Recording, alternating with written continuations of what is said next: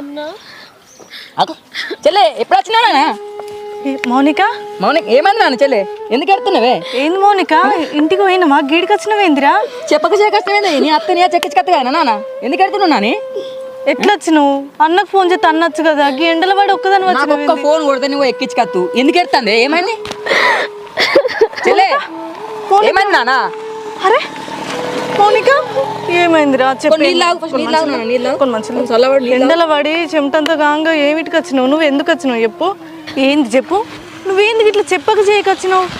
నువ్వు సంబరంగా వస్తే మాకు నిమ్మలం. నువ్వు కళ్ళలో నీళ్లు పెట్టుకొని వచ్చినావు. ఏమైందిరా చెప్పు. ఏమన్నా అన్నయ్య అదికి వచ్చిండా? మరి ఏమైంది?